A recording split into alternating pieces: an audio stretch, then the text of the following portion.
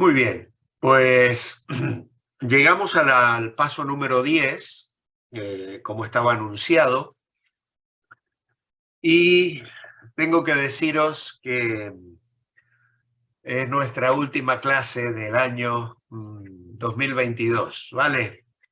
Porque el paso 11 que queda, que debería ser el próximo viernes, os lo voy a dejar como tarea.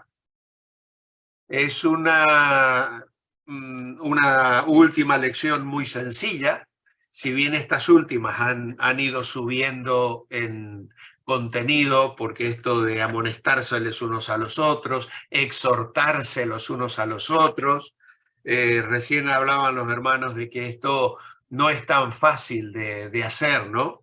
Aceptándonos y recibiendo, hemos sido realmente entrando en áreas un poquito más serias, más complicadas, y la de hoy, obviamente, la de amonestarse ya pues nos causa inquietud, porque cuando hay que amonestar a alguien, bueno, pues los pastores perdemos el sueño, el apetito, llevamos muchos disgustos con estas cosas, porque siempre hay que ver cómo va a responder la persona, no son cosas fáciles de tratar.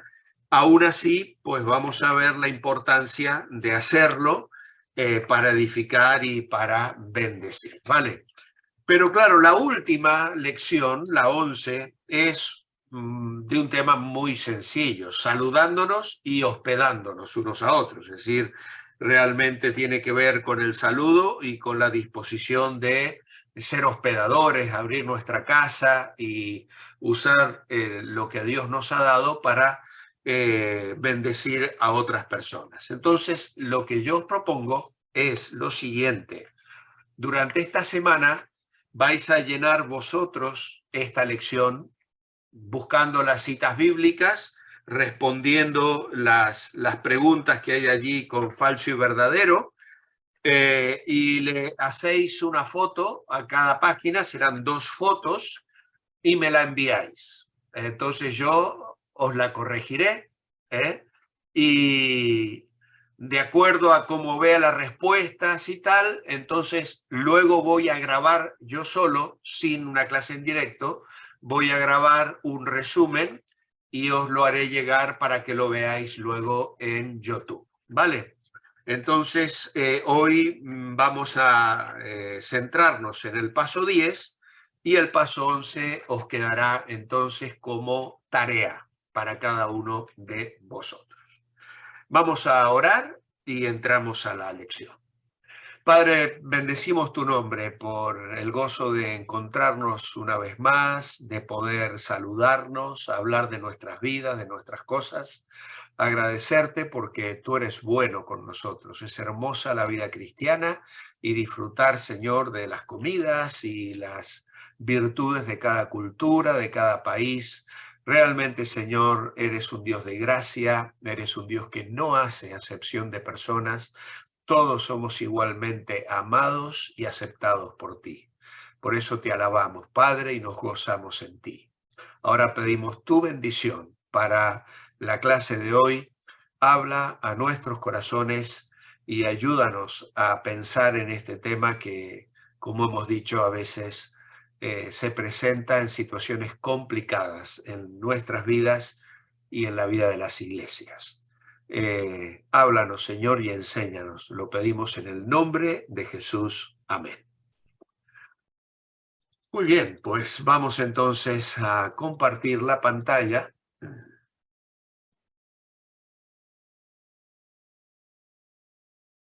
Y ya estamos aquí entonces en el título de nuestra clase, amonestándonos unos a otros.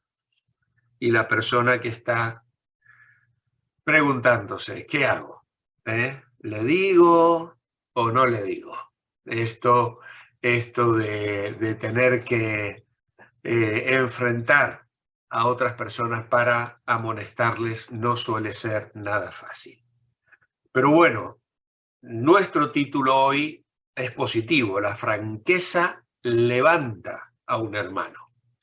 Y vemos cómo Pablo habla de una manera generalizada acerca del llamado que él había recibido de parte del Señor, en Colosenses 1:28, amonestando a todo hombre, a toda persona, podríamos decir, porque la palabra ahí es genérica, hombre o mujer, a fin de presentar perfecto en Cristo Jesús a todo creyente, a toda persona, a todo hombre. Obviamente que el Evangelio en sí mismo es una amonestación. De hecho, cuando presentamos el Evangelio, le tenemos que decir a la gente que es pecadora.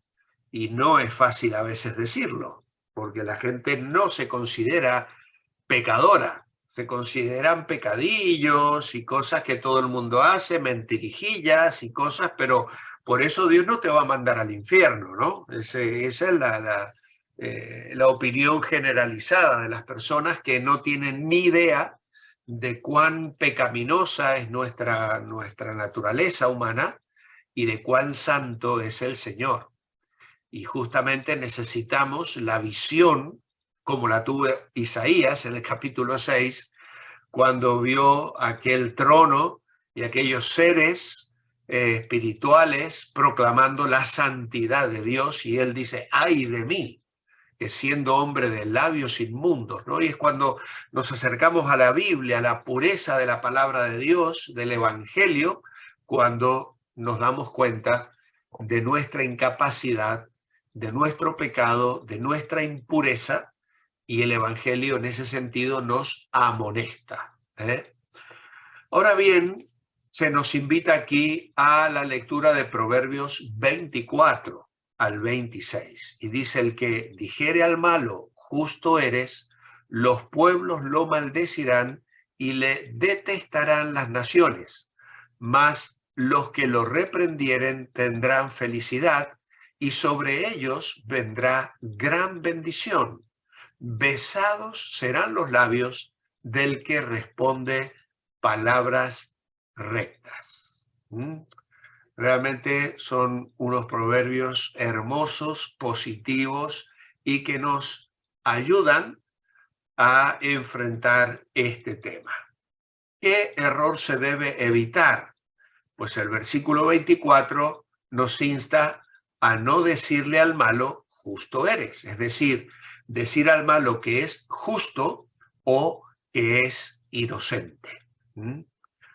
Y en este sentido, así como las personas, los que somos de la ciudadanía, debemos cumplir con lealtad nuestro deber hacia los gobernantes, también ellos deben cumplir con su deber de administrar justicia en una forma equitativa e imparcial, dejando de lado los méritos y las razones de una buena causa y no dejarse llevar de favoritismos de ninguna clase.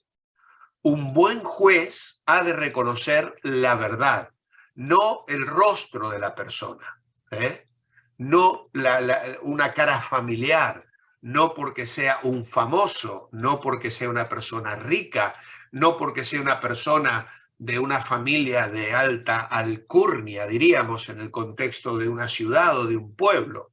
Hacer distinción o acepción de personas significa precisamente reconocerles la cara. Cuando dice el que dijere al malo justo eres, lo maldecirán y lo detestarán las naciones, mas lo que lo reprendieren tendrán felicidad y sobre ellos vendrá gran bendición. Los humanos tendemos a hacer acepción de personas. Y eso significa reconocerles el rostro, diríamos. Los humanos tendemos a dejarnos influenciar por la posición social, pero no sucede esto con Dios. Nosotros no podemos ayudar a un amigo a salir bien de una causa mala, ni omitir nada que sirva para favorecer a un enemigo. Es decir, a lo mejor es una persona que no me cae simpática, pero eso no significa que yo no tenga que dejar de reconocer una verdad que le favorece. Los humanos tendemos a ser egoístas en este sentido. Y obviamente que si un pueblo observa a un juez con esa tendencia, pues lo van a repudiar. Hay un comentarista que dice: no existe pueblo cuya conciencia esté tan embotada como para que quien absuelva el delito y ennoblezca el mal uso de la justicia escape de la voz del pueblo, de la vox populi. Es decir, si hay un juez injusto, pues obviamente va a recibir la crítica y el desprecio. Ahora, las personas que respetan y respaldan la ley y el orden le esperan bendiciones. Dice aquí: mas los que reprendieren al malo tendrán felicidad y sobre ellos vendrá gran bendición. Besados serán los labios del que responde palabras rectas. Dios ya se lo dijo al pueblo de Israel cuando iba a entrar en la tierra prometida. En Deuteronomio 16:20 Dios le dice: la justicia, solo la justicia seguirás para que vivas y heredes la tierra que Jehová tu Dios te da. Y luego este versículo 26 usa una ilustración muy agradable que describe la dulzura de la honestidad. Con un beso, la honestidad aquí representa el interés, el amor, el respeto, la lealtad y la amistad hacia otra persona. ¿Qué es lo que es correcto hacer? Pues al culpable hay que condenarlo, hay que reprenderlo. Es lo que nos dice el versículo 25 y el versículo 26. Y esto tiene que ver, si mirásemos todo el contexto del libro de Proverbios, con la sabiduría al hablar. No mentir, no hablar demasiado. Los proverbios nos enseñan que no basta con no hablar nada malo y con decir la verdad. Debemos usar las palabras para bendecir, para construir, para animar. El creyente que usa sabiamente sus palabras va a recibir recompensa.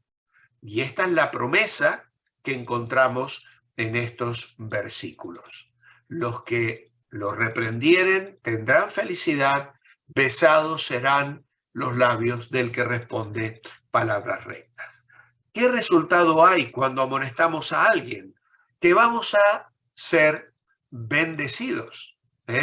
Vamos a ser bendecidos. Y esto es algo que nos tiene que alentar.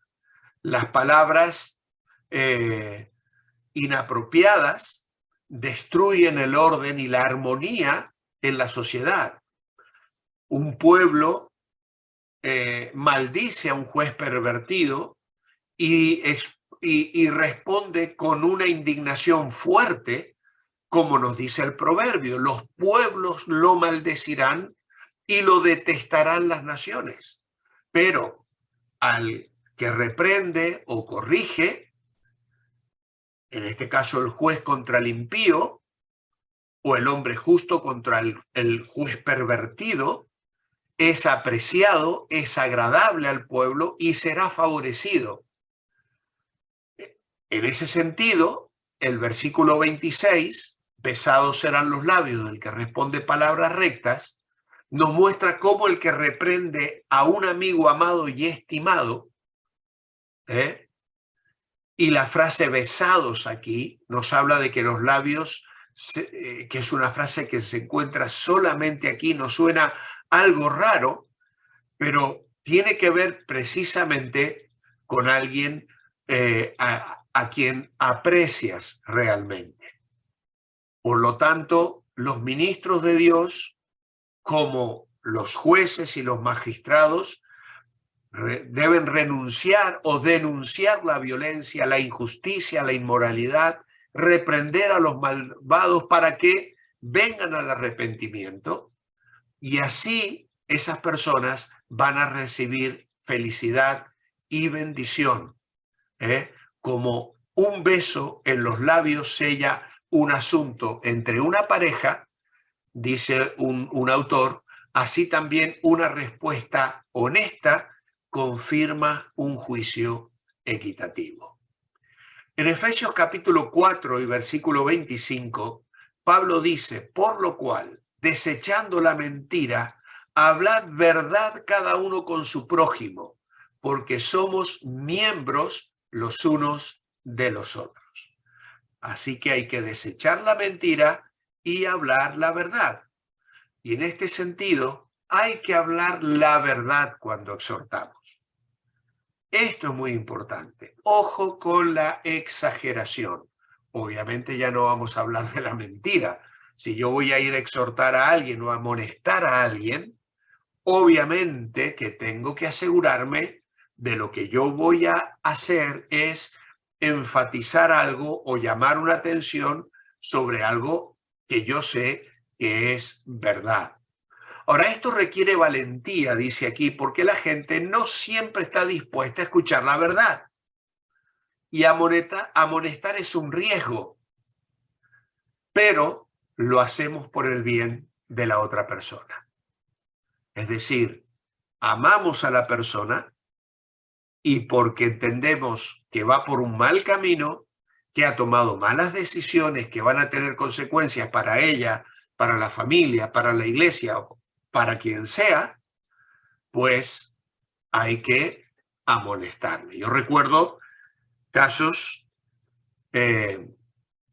alguna vez mi padre me contó de cómo tuvo que, mi padre fue pastor y tuvo que amonestar a un muchacho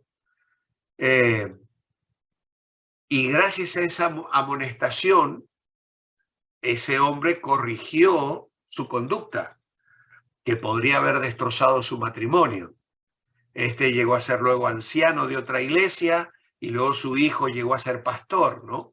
Y mi padre, ya en una conversación íntima conmigo, me lo contó para darme un consejo pastoral, no para criticar ni nada por el estilo, ni para contarme un chisme, ¿no? Pero realmente me hizo ver la trascendencia de ser valiente como pastor a la hora de tener que plantarte junto a una persona que te enteras que está dando pasos de infidelidad matrimonial y las consecuencias que esto puede traer en su vida, ¿no? Entonces, tener que enfrentar esta situación no es agradable, pero puede dar un fruto verdaderamente maravillosa. Ahora, requiere valentía. Amonestar es un riesgo. Al fin de cuentas, dice el punto 3, es más apreciado el que reprende que la persona que lisonjea. Proverbios 28-23 dice, el que reprende al hombre hallará después mayor gracia que el que lisonjea con la lengua. Y aquí en nuestra nota lo dice claramente, la palabra lisonjear, que es la palabra que usa la Biblia Reina Valera, quiere decir adular o echar flores, echar flores. Es más apreciado el que reprende que el que lisonjea. Es decir, si tú vas toda la vida pasando la mano por la espalda de las personas y no les corriges, pues al final realmente no va a ser apreciado tu ministerio, porque es importante bendecir a la gente con la verdad. A fin de cuentas, dice Proverbios 28-23 en otra versión, la gente aprecia la crítica sincera mucho más que la adulación. Si tú estás escuchando a una persona cantar, pero desafina, no es fácil decirle, mira, tú no puedes cantar en el coro porque no entonas bien. Pero es que es mejor decírselo que permitirle pasar vergüenza delante de otras personas que se pueden llegar a reír o a burlarse de que desafine tanto y arruine la presentación de un coro, de un conjunto, de lo que sea, ¿no? Y lamentablemente a veces hay que ser uno de los problemas que tienen los directores de coro, ¿no? Y la gente queriendo cantar, todos queremos cantar, nos gusta cantar, pero es que no se trata solo de querer, se trata de saber hacerlo bien, ¿no? Ahora, ¿qué motiva a la gente a adular en lugar de amonestar? Es más agradable que arriesgar al rechazo, obviamente, ¿no? Es más grato, pues, dejar pasar las cosas, hacer la vista gorda, o como solemos decir, barrer debajo de la alfombra. Pero claro, la mugre queda debajo y tarde o temprano alguien va a levantar la alfombra y la mugre va a estar ahí abajo, la basura va a quedar ahí abajo, ¿no? Entonces, no se arregla nada así. Necesitamos confrontar. Ahora, al ser confrontado con nuestros pecados, ¿cómo debemos responder? Otra vez, Proverbios 28:13 dice, el que encubre sus pecados no prosperará, mas el que los confiesa y se aparta alcanzará misericordia. Entonces, ¿qué tenemos que hacer? Confesar nuestros pecados y abandonarlos. Encubrir nuestros errores es la mejor manera de garantizar nuestro fracaso. Honestidad garantiza el perdón que buscamos y necesitamos. Esto nos habla de honestidad interior. Parte de admitir la omnisciencia de Dios, que es aceptar que Él conoce nuestras debilidades y también conoce todo lo que nosotros hemos hecho. Nada hay que podamos ocultarle a Él.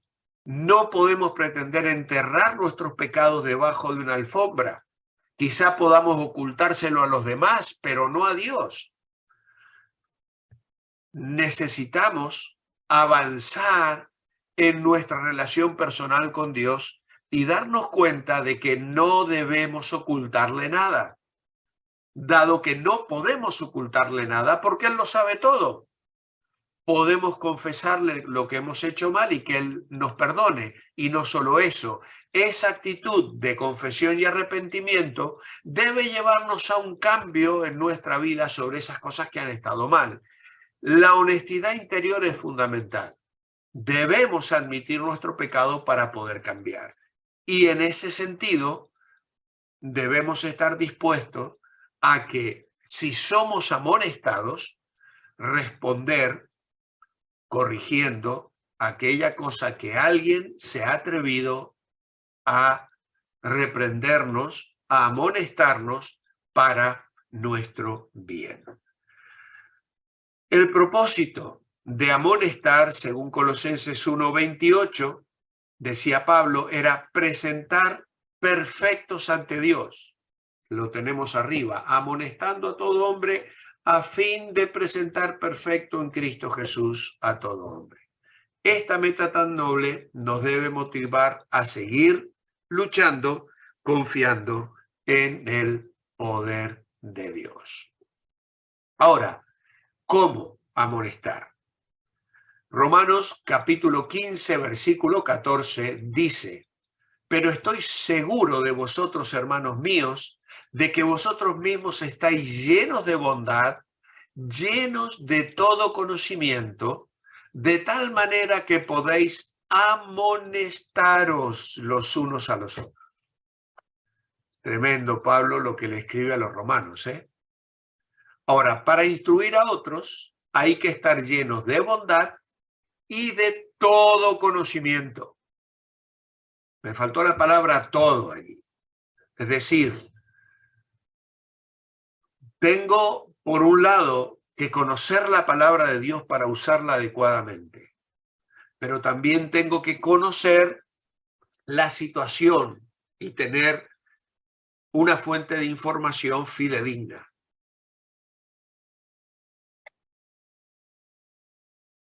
¿Cómo sería una amonestación sin bondad? Bueno, eso sería hacerlo duramente, enfrentando sin amor. ¿Cómo sería una amonestación sin conocimiento? Pues es aconsejar mal, promover un perjuicio. sin conocimiento podemos hacer más daño que bien. Se necesitan conocimiento bíblico y conocimiento de la situación del hermano para que la amonestación sea acertada. Y esto significa que necesitamos tener una fuente de información fidedigna sobre la situación que la persona puede estar viviendo para no cometer errores en la amonestación. Y por el otro lado, necesitamos tener el conocimiento de la palabra de Dios para dar consejos sabios y no aconsejar inadecuadamente, aunque a veces con muy buena intención puedo dar un consejo que promueva el que la persona tome decisiones incorrectas. Por lo tanto, yo primero tengo que asegurarme de tener claro los principios de la vida cristiana. Están resumidos en las bienaventuranzas, por ejemplo, de Mateo capítulo 5. Y luego todo el Sermón del Monte, que esos son los principios para el reino de Dios, pero no para el del otro lado del río, ¿no? No para cuando pasemos los portales de la eternidad. El Señor los da para que lo vivamos hoy. Y entonces allí yo voy a encontrar las verdades de la palabra de Dios para aplicar en las situaciones que la gente vive y enfrenta todos los días, ¿no? Entonces, si yo conozco esos principios de vida cristiana, con la sabiduría de Dios y la ayuda del Espíritu Santo en oración, podré con bondad y todo conocimiento amonestar. Y esto es lo que Pablo hablaba a los romanos. Estoy seguro, hermanos míos, que vosotros estáis llenos de bondad y llenos de todo conocimiento, de modo tal que podéis amonestaros los unos a los otros. Es tremendo. Es una frase extraordinaria acerca del aconsejamiento pastoral. No puedes llevar a cabo un aconsejamiento pastoral sin estudiar a fondo lo que Pablo utiliza aquí, la palabra nouteteo, la palabra conocimiento, y que tiene que ver con el consejo bíblico a las personas. Ahora, Santiago 1:19 dice: por esto, mis amados hermanos, todo hombre sea pronto para oír, tardo para hablar, tardo para airarse. Dice que debemos ser listos para oír, lentos para hablar y también lentos para airarnos. ¿Cuántas veces escuchamos a medias, o más bien interrumpimos para dar una exhortación sin saber realmente cuál sea la situación? No debemos sorprendernos cuando la persona resiste la amonestación porque siente que no lo estamos escuchando o que estamos mal informados. Y esto sucede cuando hablamos demasiado y oímos poco. Comunicamos a los demás que mis ideas son más importantes que las de ellos. Y entonces Santiago con sabiduría nos aconseja revertir ese proceso. Tengo que poner un cronómetro mental en mi conversación y controlar cuánto hablo yo y cuánto oigo yo. Cuando alguien charla conmigo, esa persona percibe que sus puntos de vista son valiosos, que su manera de pensar yo los estoy entendiendo y valorando. Tardo para hablar, dice Santiago. Tenemos 2 oídos y una boca, lo que debe recordarnos que debemos escuchar más y hablar menos. Muchas veces nos ponemos a argumentar con la palabra de Dios. Y si no lo hacemos hablando, a veces lo hacemos en nuestra mente y en nuestro corazón. Proverbios 10 dice: el que refrena sus labios es prudente, el que ahorra sus palabras tiene sabiduría. Proverbios 17:27, Proverbios 10:19. Apuntad esas citas y leedlas luego.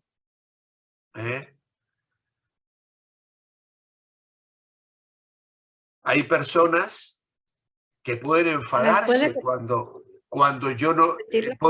que repita. Proverbios 10:19 y la otra. 17:27. Gracias. 10:19, el que refrena sus labios es prudente. 17:27, el que ahorra sus palabras tiene sabiduría. Hay situaciones donde la persona que no se siente escuchada se siente herida, porque su orgullo, su ego, siente que no está siendo escuchado, no se oyen mis opiniones. A veces nos pasa, incluso con buena intención, yo como pastor a veces tengo que luchar por escuchar a las personas, porque a veces intentando que me venga una idea o que me venga un texto bíblico, mi mente se me va a lo que yo estoy pensando y no termino de escuchar realmente lo que la persona está expresando, y eso es un grave error. Cuando hay injusticia y pecado, la persona ya está herida. Y si yo no le presto atención, la voy a herir más. Ahora, a veces nos podemos enojar porque otros han sido heridos, pero no debemos enojarnos cuando no ganamos una discusión o cuando sentimos que fuimos ofendidos o que no se nos tomó en cuenta. El enojo egoísta nunca ha ayudado a nadie. Así que en este sentido debemos ser maduros a la hora de hablar, a la hora de escuchar y a la hora también de saber renunciar a nuestros derechos, cuando incluso a veces sintamos que otros no nos están prestando suficiente atención. En 1 Corintios 4:14, Pablo escribió: no escribo esto para avergonzaros, sino para amonestaros como hijos amados. Así que Pablo les escribió a los corintios no para avergonzarlos, sino para amonestarles o advertirles como a hijos amados. Y esto es interesante. Amonestar requiere firmeza, no dureza. Es distinto ser concreto, claro, preciso, firme, y otra cosa es, vamos, darle un palo a la persona que le hunde más todavía en su frustración. Avergonzar a alguien públicamente es contraproducente, causa rebeldía en vez de arrepentimiento. Así que también en ese sentido tenemos que esperar momentos oportunos, a hablar a solas con la persona, no hacerlo en público ni delante de terceras personas. Todo eso requiere mucho tacto, sabiduría y esperar el momento adecuado. Muchas veces tomar un tiempo para orar sobre estas cosas puede evitarnos el cometer graves meteduras de pata. Luego tenemos en Gálatas 6:1 y 2 que Pablo dice: hermanos, si alguno fuere sorprendido en alguna falta, vosotros que sois espirituales, restauradle con espíritu de mansedumbre, considerándote a ti mismo, no sea que tú también seas tentado. Sobrellevad los unos las cargas de los otros y cumplid así la ley de Cristo. ¿Qué tipo de persona califica para restaurar a otros? Pues precisamente el que es espiritual. Vosotros que sois espirituales. Así que Pablo sabía que nosotros podemos saber si somos personas que vivimos en el espíritu, en dependencia de Dios, o si tomamos las decisiones como se nos ocurre y vivimos en la carne y vamos según nuestro criterio y hacemos lo que nos viene en gana. Aquí Pablo le escribe a los espirituales de los Gálatas para que restauren con espíritu de mansedumbre a aquellos que han cometido faltas. ¿Con qué espíritu se debe exhortar al caído? Pues lo dice claramente, con mansedumbre. ¿Qué cambia el versículo 1 si sustituimos la palabra regañar o castigar por restaurar? Pues cambia una contradicción total y absoluta. Vamos a leerlo. Gálatas dice, hermanos, si alguno fuere sorprendido en alguna falta, vosotros que sois espirituales, regañarle o castigarle con espíritu de mansedumbre. ¿Cómo puede ser? Es decir, regañar o castigar en lugar de restaurar. En realidad no encaja en ese espíritu de mansedumbre donde yo me tengo que considerar a mí mismo de no ser tentado para sobrellevar los unos la carga de los otros. Por eso hay otra advertencia aquí, que es considerarse a uno mismo, porque podemos ser tentados, y también para evitar el autoengaño. Tenemos que trabajar en ese sentido en una manera tal que la corrección se lleve a cabo con espíritu de mansedumbre. La mansedumbre es fruto del espíritu y consecuencia necesaria de una humildad genuina. Por lo tanto, si yo corrijo a alguien, no debo hacerlo con ira ni apasionamiento como quienes se sienten superiores y que, vamos, que yo no voy a caer como has caído tú. Muchas correcciones pierden su eficacia por ser dadas con ira, mientras que las que se dan con ternura y muestran claramente que se hacen por el propio bien de aquellos que la necesitan, tiene mayor probabilidad de éxito. Este ministerio tan necesario y poco frecuente de la corrección del hermano resulta en extremo difícil, no solo por la mansedumbre y el amor que requiere el que hace la corrección, sino también por la humildad y la buena disposición que exige que el que esté presente en el que la recibe.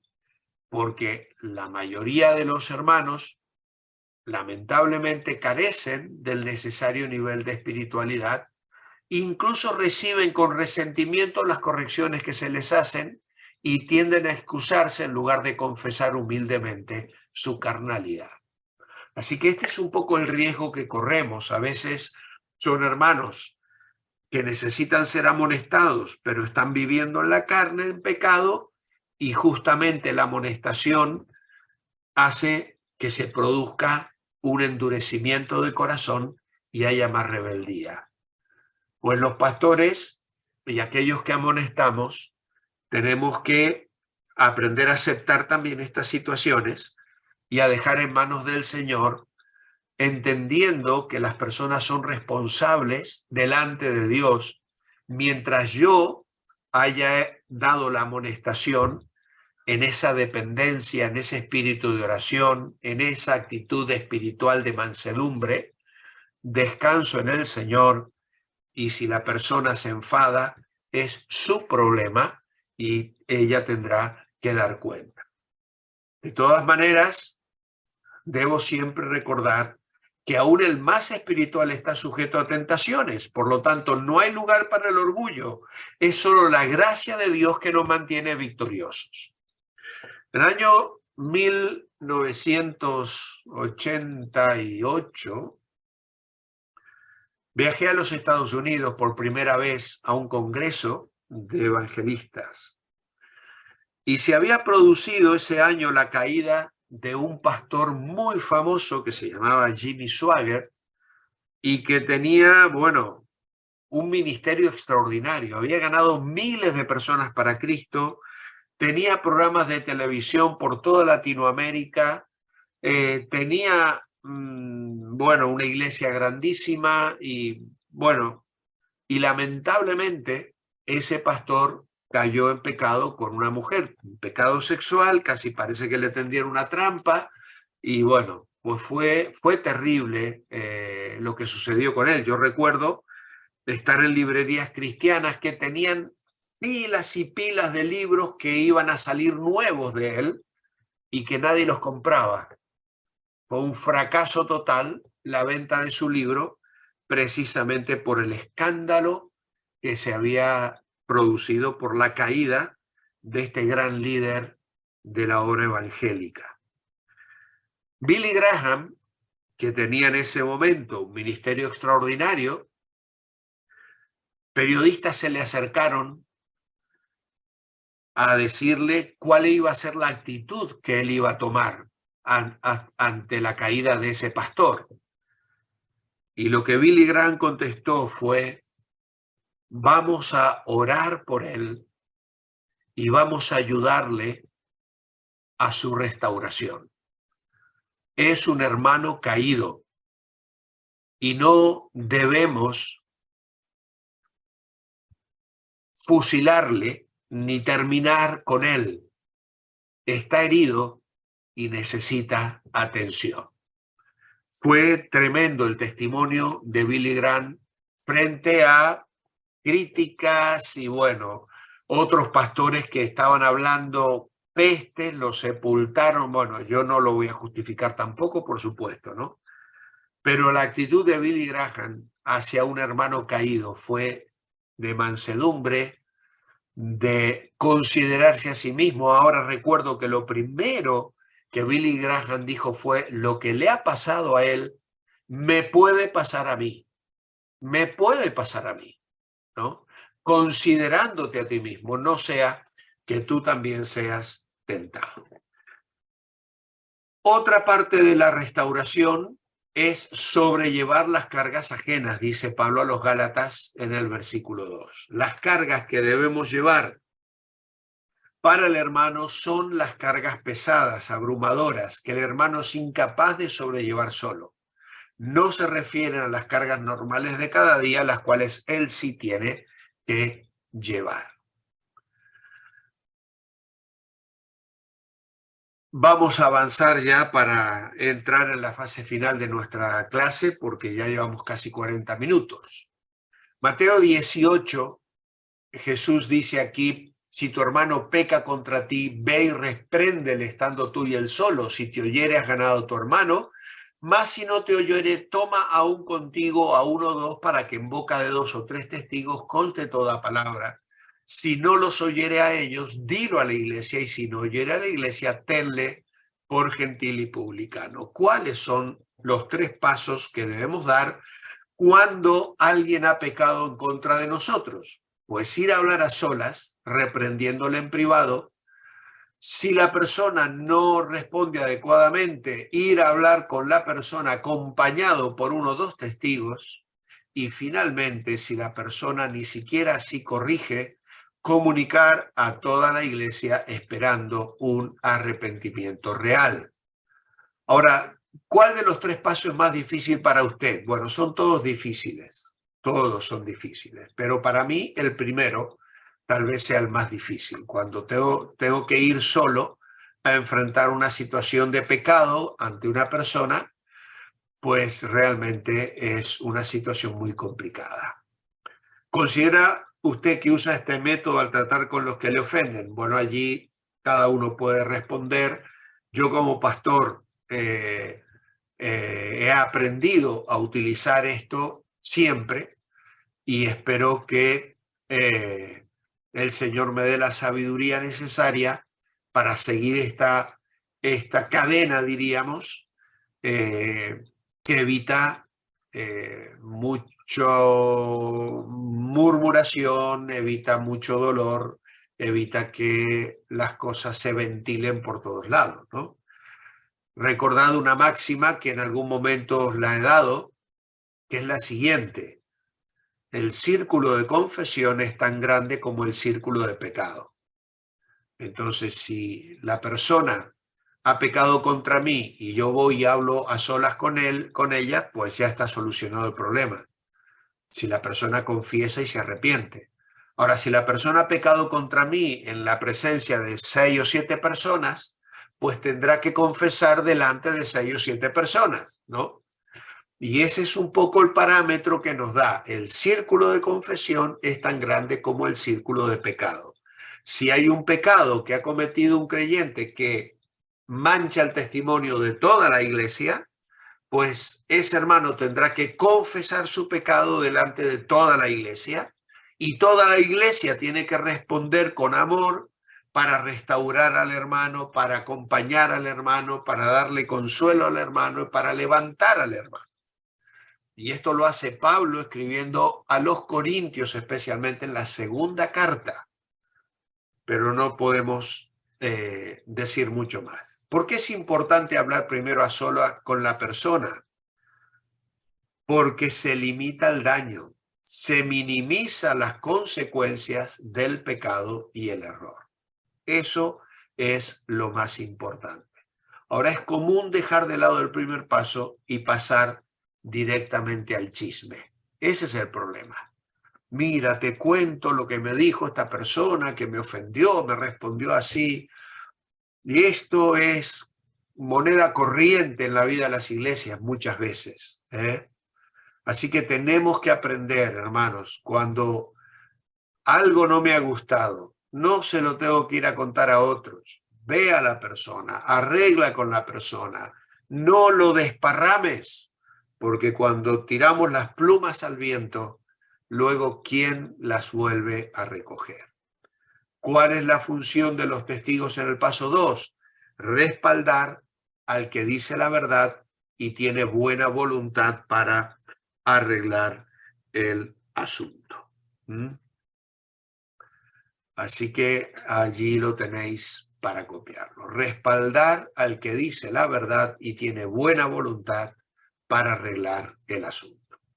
¿Qué consecuencias hay si la persona no oye a la iglesia? Pues se le aparta de la comunión y de los ministerios de la iglesia. Y claro, tenerle como gentil y publicano no quiere decir rechazarle como persona o ser cruel, sino tratarle como si fuera un inconverso. Es decir, oye, yo no espero que un no creyente ore, alabe al Señor y tenga una conducta cristiana, ¿no? Entonces, tenle como gentil y publicano significa, mira, esta persona en realidad no está dando muestras de haber entendido el evangelio. Ahora, eso no significa que le vamos a cerrar la puerta de la iglesia o que lo vamos a echar. Hay algún caso ahí en Romanos donde luego Pablo dice que hay que apartarse de ciertas personas, pero son personas que están trabajando para hacer daño a la iglesia, que están trayendo falsas doctrinas y que abiertamente están promoviendo la discordia en medio del pueblo de Dios. Entonces, claro, hay situaciones donde hay que ponerle aparte y ya poner distancia con esa persona por el daño que está abiertamente intentando infligir al pueblo de Dios, a la iglesia local. Repaso, falso verdadero. Los regaños motivan a las personas a mantenerse firmes en Cristo. Bueno, ahora podéis abrir vuestros micrófonos y me ayudáis a ir contestando, ¿vale? Falso verdadero. ¿Los regaños motivan a las personas a mantenerse firmes en Cristo? Falso. Claro que sí, falso. Ya hemos visto que los regaños no motivan a las personas a él.